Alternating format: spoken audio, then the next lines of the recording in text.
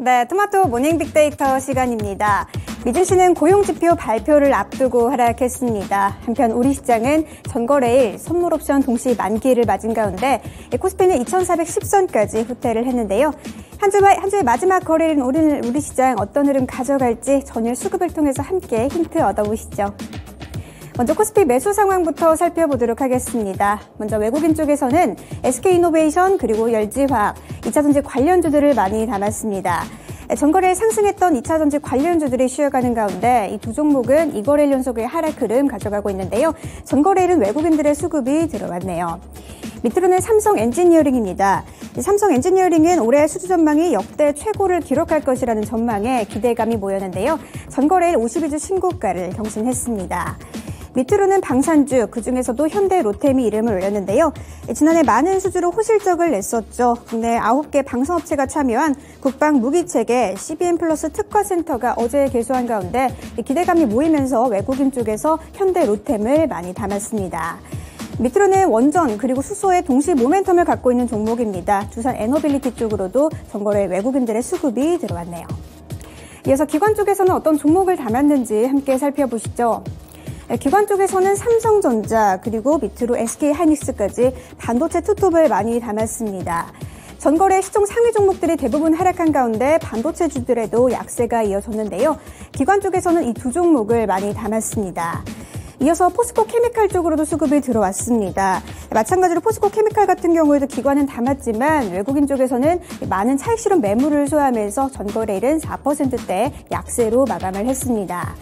이어서 셀트리온이 이름을 올렸습니다. 서정진 명예회장의 복귀 후 이 경영권의 2세 작업에도 속도가 붙을지 이목이 집중된 가운데 기관 쪽에서는 셀트리온을 많이 담았네요.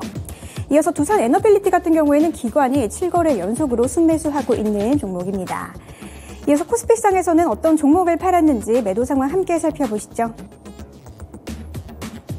네, 코스피 시장에서 외국인들은 기관과는 반대로 반도체 투톱 쪽으로 매도 물량을 출회했네요. 삼성전자, SK하이닉스 쪽으로 매도 물량을 출회했는데요. 삼성전자와 SK하이닉스 같은 경우에는 장 초반에는 상승하기도 했지만 외국인 쪽에서 많은 매도 물량을 출회하면서 주가는 하락으로 전환을 했습니다. 이어서 포스코 케미칼 쪽으로도 매도 물량을 출회했습니다. 또 삼성 SDI까지 2차전지 관련주들 쪽으로 매도 물량이 많이 출회됐습니다. 밑으로는 기관과는 반대로 셀트리온 쪽으로 외국인에서 매도 물량을 출회했네요. 이어서 기관 쪽에서는 어떤 종목을 팔았는지 함께 살펴보시죠. 기관은 외국인과는 반대로 SK이노베이션 그리고 LG화학, 배터리 관련한 두 종목 쪽으로 매도 물량을 많이 출회했습니다. 밑으로는 게임 관련주 NC소프트가 이름을 올렸는데요. 리니지 M에 대한 기대감이 있는 NC소프트는 최근 주가는 하락 추세 이어가고 있습니다. 이런 가운데서 기관 쪽에서는 계속해서 NC소프트 쪽으로 매도 물량을 출회하고 있네요. 밑으로는 네이버입니다. 미국의 긴축 우려감에 주가가 하락 중인 네이버 쪽으로도 전거래일 기관 쪽에서 매도 물량을 많이 출회했고요. 마지막으로 포스코 인터내셔널입니다. 러우 전쟁이 1년을 넘긴 가운데 포스코 인터내셔널이 정상 운영의 기지개를 펴기 시작했는데요. 주가는 최근 하락하고 있는 가운데 기관 쪽에서 8거래 연속으로 순매도하고 있습니다. 이어서 코스피 시장의 특징주 함께 살펴보시죠. 네, 코스피 시장 특징주는 두산 에너빌리티입니다. 두산 에너빌리티가 자회사 두산 밥캣과 또 두산 퓨얼셀의 매출 호조와 영업이익 개선 기대감에 전일 주가가 상승했는데요. 정부의 원전 정책 기대감 그리고 이 수소 산업에 대한 모멘텀까지 이 투심을 자극했습니다. 이어서 코스닥 시장의 수급도 함께 살펴보실까요? 네, 코스닥 시장에서 외국인들은 오랜만에 5G 관련주를 많이 담았습니다. 가장 먼저 KMW가 이름을 올렸는데요. 삼성전자가 이 5G를 이용한 서비스 로봇과 스마트 공장 사업에 나서는 가운데 외국인 쪽에서는 KMW를 많이 담았습니다. 밑으로는 로봇 감속기 관련주입니다. SPG가 이름을 올렸는데요. 현대차가 로봇 부품사에 지분을 투자하는 방안을 검토하고 있다는 소식에 전거래일 22%대 주가가 급등했습니다. 밑으로는 바이오니안입니다. 최근 주가가 하락 추세로 완전히 전환을 한 상태죠. 전일 외국인들의 수급이 들어왔지만 주가는 하락으로 마감했습니다. 밑으로는 폐배터리 관련주 성일하이텍인데요. 유럽의 CRMA 법안 기대감이 있는 성일하이텍은 외국인들이 담았지만 전거래일 주가는 하락으로 마감을 했습니다. 밑으로는 2차전지 관련주 대보 마그네틱인데요. 외국인 쪽에서 수급이 들어온 가운데 4거래일 연속 강세 흐름 이어가고 있네요. 이어서 기관 쪽에서는 어떤 종목을 담았는지 함께 살펴보시죠. 가장 먼저 기관 쪽에서는 SM을 많이 담았습니다. 전거래일 주가는 하락했지만 여전히 주가는 15만 원 선대를 유지하고 있는 종목입니다. 밑으로는 셀트리온 헬스케어 그리고 셀트리온 제약까지 셀트리온 형제주 두 종목을 많이 담았고요. KH바텍으로도 수급이 들어왔습니다.